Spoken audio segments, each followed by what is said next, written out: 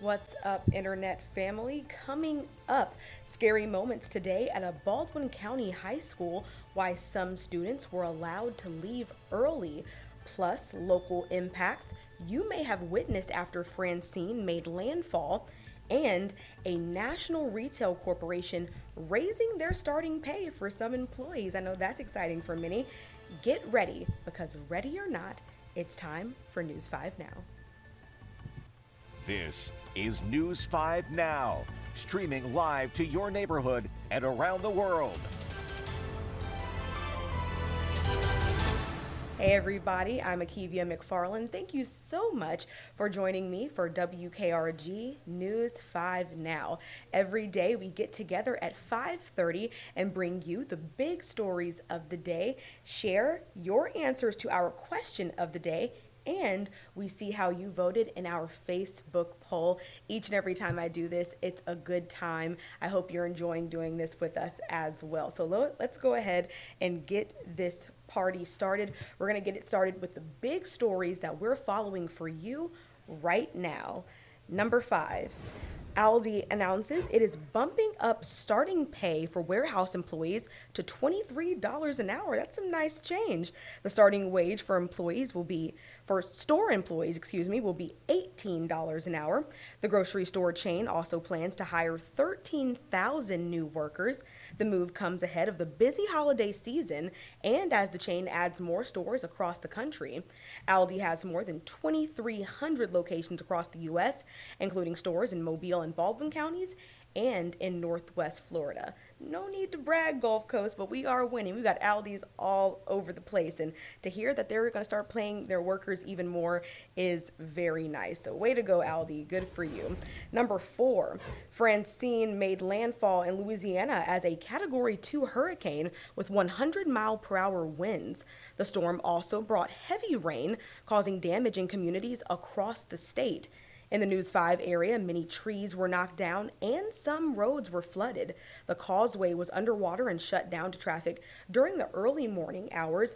The roadway reopened around noon. I hope you were able to catch our team coverage yesterday. As always, anytime a storm rolls through, we want to make sure you're safe. And so I hope you're all doing well today. Number 3, with 53 days left until the November election, Alabama is now mailing out absentee ballots.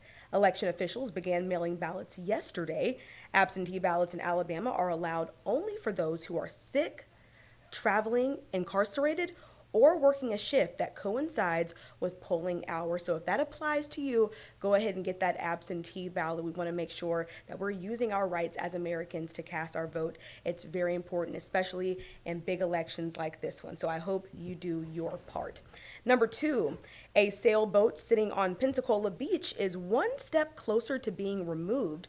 Lady Katherine III washed ashore in June after it was left behind following a rescue by the U.S. Coast Guard south of Panama City. Since then, the vessel's gained a lot of attention, becoming a landmark over the last few months. The boat was moved to the access point at Avenida 18 on Wednesday, so high surf from Francine wouldn't affect it. County officials say a contractor will remove the boat from the beach in the coming days. And what I'm hearing is some people are sad to see Lady Katherine III go, but as they say, all good things must come to an end. So she will have a resting spot very soon. Let's go ahead and get into number 1. A situation at Foley High School ended in a lockdown around 10:20 this morning. According to school officials, a teacher overheard something about a weapon and pressed a button on their badge, putting the school into lockdown. Parents lined up outside of the school and began picking up their students around noon. School officials later said there was no fight and no gun was found at the school. Law enforcement say the preliminary investigation into the incident is complete and there is no threat at this time. I know that is a breath of fresh air for the parents, for the teachers, and for the students. Very scary, but it is nice to hear that there is no threat there. So that is our countdown of the big stories we're following at this hour. But now it's time to move on to another fun part of News 5 Now, and that is to get into our question of the day. our question today was: a college recently surprised seniors with free tuition. What do you wish for free here on the Gulf Coast? And you had some pretty good answers, so let's get into them right now. We're going to go ahead and scroll through, check out what you guys had to say. All right. Let's read that first one. 16 reactions to Chelsea Hitson McClung's comment. She says, I wish the parking at the beach was free. Girl, you're on to something. It should be free. We love our beach here on the Gulf Coast. Let's go ahead and keep moving. Emily Allison also says beach parking. That's a big deal. And I did read Michael Samaria Clark's comments, very long, so I'm going to just skip on down to that last line that says, let's get a lottery and use some of that money to help our families. I am with you there. Alabama could use a lottery, and everything's just so expensive these days, so having some extra money to help our families out would be a blessing. So I'm with you on that part there, Michael. Let's go ahead and keep on moving. Patrick Marquis says nothing is free, especially the free press. Hey, my mom always says everything comes at a cost, so I guess I can't help but agree with you there as well. Jamie Lloyd says parking in downtown Mobile. Yeah, that would be nice on busy nights, especially for events like Mardi Gras. I mean, parking is horrendous in downtown Mobile for those events, so I'm with you there. Stephen Weems says free rent. Hello, that wouldn't hurt anybody. Now what? Some free food too, some free gas.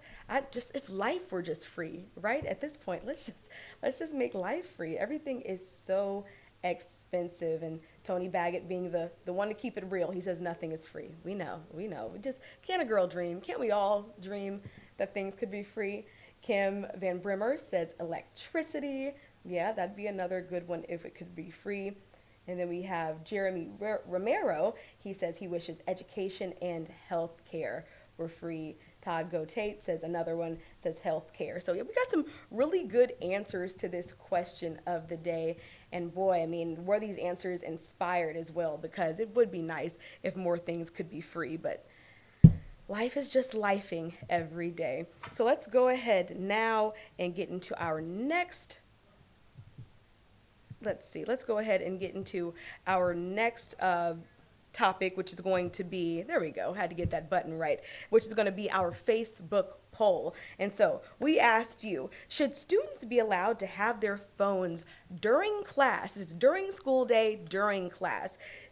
34% of you say yes, they should be allowed to have their phones during class. And then the other 66% of you say no. I'm with you people who say no. Look, I am all for being able to have your phone, but my goodness, every now and again, let's put that thing away and let's fill our minds with something else other than the screen, right? Come on, who's with me?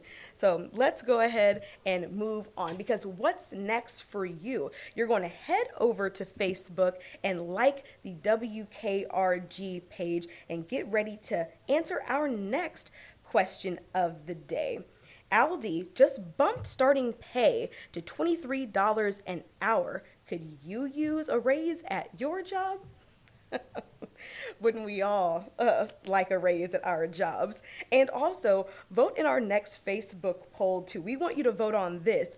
Do you think Taylor Swift's endorsement will sway undecided voters? As I was mentioning a moment ago, this is a big election year. So no matter which way you are leaning, please do your part and cast your vote. We'll be right back here tomorrow to share your answers to our question of the day and our Facebook poll. So please come right back here so we can share those with you. But in the meantime, you know what time it is. You're going to turn on your TV, catch the rest of the CBS Evening News with Nora O'Donnell. That way, come 6 o'clock, you'll be right here where you need to be on WKRG, ready to tune in for WKRG News 5 at 6. Internet family, it's been fun as always. Thank you so much for joining me for WKRG News 5 Now. We'll catch you next time.